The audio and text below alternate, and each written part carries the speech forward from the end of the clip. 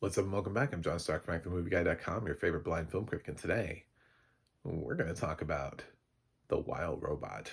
It was submitted for my consideration for obvious reasons because it's going to win some shit. Uh, but I still had to look up the audio description. I still had to go get it so that I could have accessibility. Um, and because I wanted to with this one, so it was already on VOD, whatever. And it's uh it's a great track. Like, this is one of my favorite tracks of the year too. I love just all of the quirky little names and getting all the characters in there, and it was just a terrific track. Just say that right off the top of it. Plus, for my blind audience, now that we're talking about audio description, I do have a Pizza Planet shirt on today. I don't know how much is visible to sighted people, but I thought it would be funny. I don't have any Dreamworks shirts, although I would love like a How to Train Your Dragon, because that's sort of like my favorite. Actually, I have a Shrek shirt. Never mind, I forgot. It's so so many years ago. It's like when, but I have a Shrek shirt. So I do have one Dreamworks shirt in there somewhere, and this is Lupita Nyong'o, Pedro Pascal. Lupita plays the titular wild robot, who finds herself. We're sort of set in the future, and she sort of wakes up and finds herself, and she's sort of like Baymax. Immediately when the film started, before I gave the film a chance, she was a little too much like Baymax, running around like, "Do you need assistance?" And I was like, God, did DreamWorks just rip off Big Hero 6? Like, I was so like for the first like 10 minutes I was very unimpressed. I was like, this is just Baymax. What is everybody's problem with this movie? Why did everybody like this movie? This is just Big Hero. Did they not see Big Hero 6? So if you have that complaint, valid. I validate you. Because as this movie was getting started, when she was running around, trying to figure stuff out, she felt like Baymax hard. But what's interesting about the movie is how narratively, even though she's a sort of like a helper robot, much the same way that Baymax is. The film just kind of goes narratively in a completely different direction than Big Hero 6. Instead of like fighting crime and that kind of stuff, and it's a completely different vibe, and there's so many themes and undertones here that parents will love. They might cry. It's one of those movies where you'll go take your kids and your kid will be watching it and enjoying it, and you'll just be like sitting there like trying not to cry. It's just like, oh my god, this movie, this movie's hitting me in the feels. Don't cry. My kids right here, but they're not gonna be here forever. This movie, I hate you. So this movie is very much about parenting, and raising, well, in this case, a gosling. And missed opportunity, by the way, to not have Ryan Gosling voice the Gosling. just just want to point that out. Missed opportunity. You got, how great would that have been? How meta to have Ryan Gosling as that character. Would have been beautiful, and he would have done a great job with it too. Um, anyway, but there's, yeah, it's so much about raising something, and it grows up, it learns how to function on its own, and you set it free, and then what? And also, it's about sort of this humanization of this robot. Even as she goes along, she loses the she has one of those like weird droid names where it's like RZ5753 or something like that. She becomes Roz, and she drops the weird numbers. So Roz, and she sort of starts developing a little bit of personality. She's still kind of driven by a lot of her programming. Um, but you can tell that emotions are coming in, Um, Sort of like watching like Wally fall in love with Eva. Like it's just it's you can see that little bit there, that little bit of like the personality, like when you leave a robot alone long enough, like Wally, when you see him reset, he goes back to sort of like having like no personality, and he's just there to be task driven. But obviously because he's been on Earth for so long, he has his own little quirks and personality, and that's what makes him so beautiful as a character. And the same thing sort of happens here with Roz. So yeah, the Wild Robot kind of pulls from a lot of other things that have been done before, um, by Disney, but it does have its own story that is completely different about um, setting uh, in a very sort of morbid way. By the way, I mean this movie makes a bold choice. Uh, it sort of has a Finding Nemo moment, but like that would have been a very different Finding Nemo, like a very different Finding Nemo. Um, Essentially, she gets into a situation where she ends up killing this entire, like all the she smashes all these other eggs, and she kills the mother of this gosling by falling on it.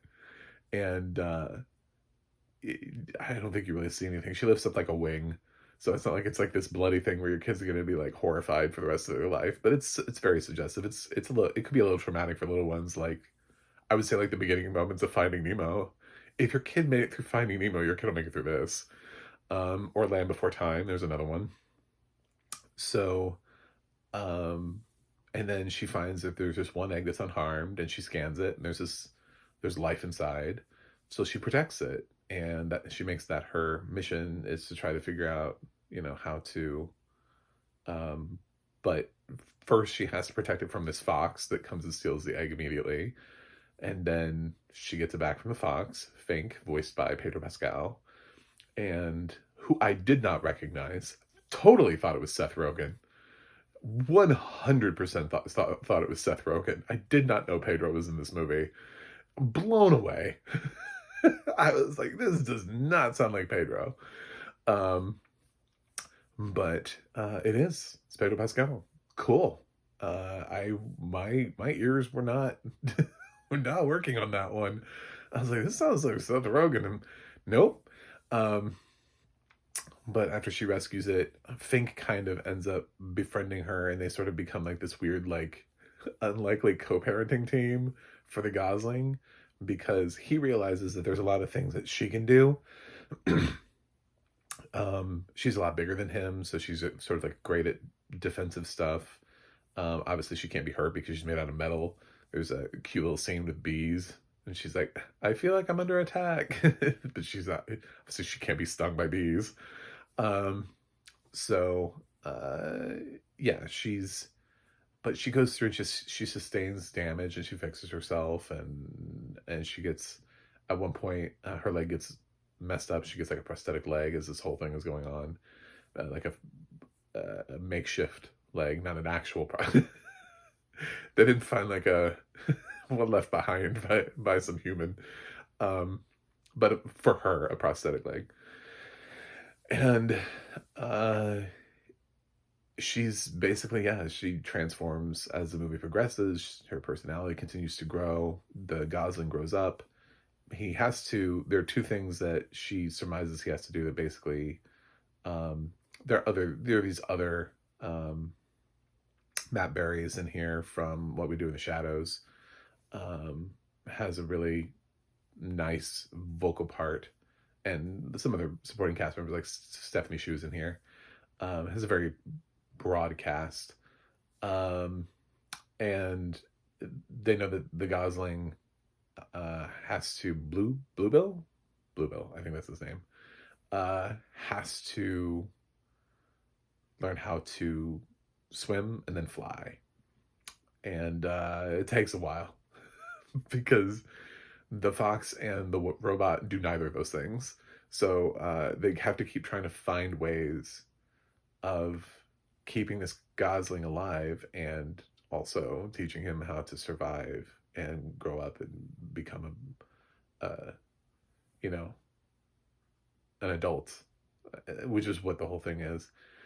There's even more stuff. Like, this film gets sort of nuanced in the whole fact that it's pointed out to Roz first.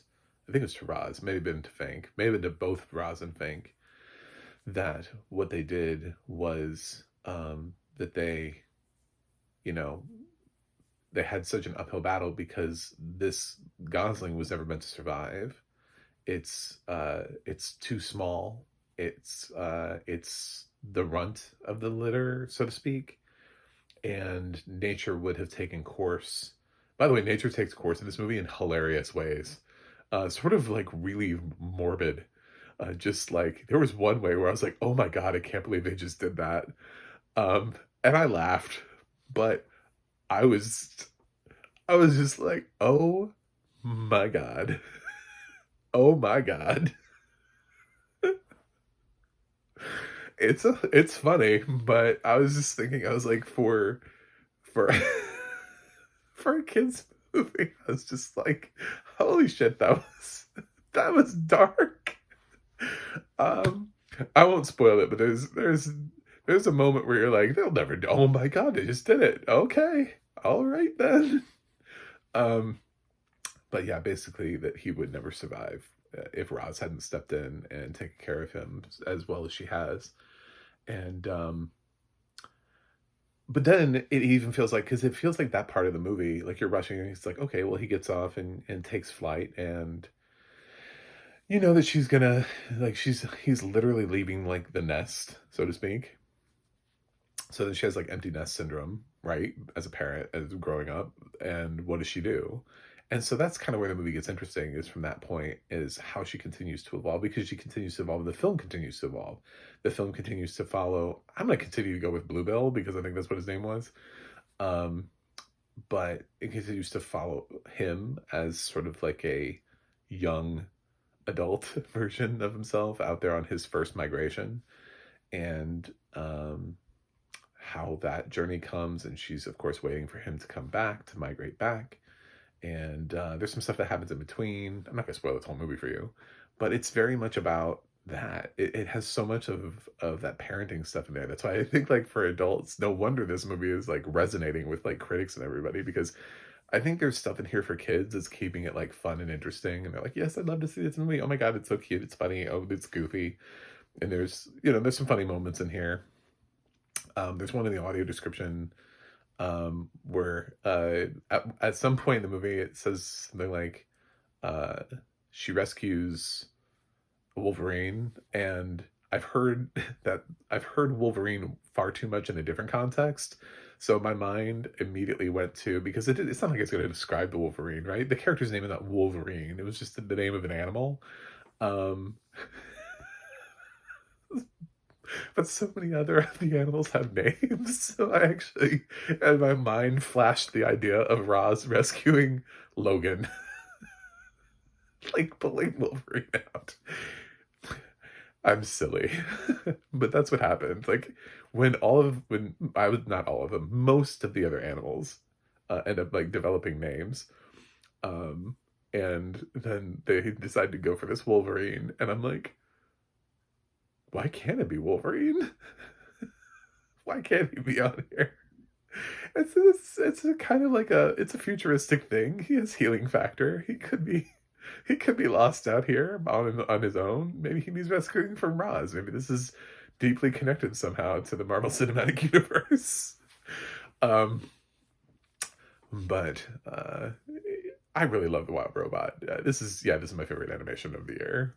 I really liked Inside Out 2 as well, and I was perfectly happy with that being my favorite animation of the year. But this one, Inside Out 2 tackles its own thing with like anxiety, and has a way of processing it. But at the same time, what it also has is the fact that I actually like the first one better. Hot take. So even though I think Inside Out 2 is one of the few sequels that really sort of comes at least super close to the original, Inside Out is like one of my favorite Pixar movies. So it didn't quite live up to the hype of that. Um, whereas Wild Robot has nothing to come before it. So there's that factor to it, and that's what kind of separates it. They're very close because I love both. But the one thing that I can say about Inside Out 2 is that it's not as good as the first one by a little bit, but just by just enough that allows me to say, because there's nothing that came before Wild Robot, I would give it the edge. Um, yeah, I enjoyed the hell out of this movie, and I fully recommend it. And this is probably my best animated feature of the year. I don't think that's going to change. Critics are excited for Flow. Flow doesn't have audio description, bitches. That's going to be a fun review. Um, I'm absolutely reviewing Flow. Wait for it. Maybe I will have already reviewed it. I don't know. I don't know when I'm going to release Wild Robot review, but check this out. It's got a lovely score. Kiss the Sky is a beautiful song. It's got great voice work. Lupita Nyong'o is fantastic. I felt like the voice cast in some ways were unrecognizable. Like they weren't. I knew Lupita was the voice because she had done press. I did not know it was Pedro. I didn't hear Stephanie Shu in the character. Do you know what I'm saying? Like the characters. Um, I'm hoping it's Matt Berry because it sounds like Matt Berry. If it turns out to be somebody else who sounds like Matt Berry, props for sounding like somebody else. But it felt like everybody sounded not like who they were, which is kind of amazing because these are not known voice actors who are known. I mean, Matt does a lot of voice work, but they're not known for necessarily manipulating their voice all the time to jump into all these different roles. So the fact that that they didn't quite sound like themselves, they sounded just a little like a little where you wouldn't quite recognize them. I picked up Lupita pretty quickly once she starts getting a personality. In the beginning, she's a little bit too robotic, but when she gets a little bit more emotion into her voice, you can really sort of hear Lupita coming out. I don't know. I think this is a gorgeous movie, and I think adults are going to resonate with this. This is the kind of movie that I would not be surprised if it ended up becoming a Desert Island movie for me, because I feel like I would rewatch this. I think it's the best. Here's the best praise I can lob on it right now. I think it's the best animated DreamWorks movie since How to Train Your Dragon. So, that's my hot take. And I know I've just blown a lot of people's minds. And yes, I really do. I'm one of the few people who really loves Rise of the Guardians. But the emotional weight is something that DreamWorks has struggled with in films before. And they finally have it. They actually have the tugging at the heartstrings, which is what they had in How to Train Your Dragon. They actually had like emotional weight in a movie. So many of their films don't have it. They lack it. They're there for fun, they're there for fluff, or they have just like a tiny bit and they think that that's enough. And they're like, well, we don't need to go full Pixar on you. We're not trying to make you sob like the beginning of Up. But why not? You know? Why not swing for the fences? And I feel like this one is swinging for the fences for them. You know, I feel like they really go for it here, and I appreciate it. And I think if I had kids, I'd be I'd be done. This movie is very much leaning into make parents cry. So, yeah, I'm gonna give The Wild Robot an A. I'm very happy to say that it could be in my top 10 of the year.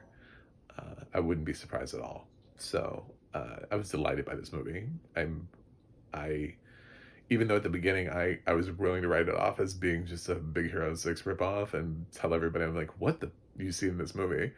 It's just because she's like also a care robot, but this movie goes in a completely different narrative direction, and I love that. So anyway, thanks for watching, thanks for subscribing, and I will see you guys on the other side.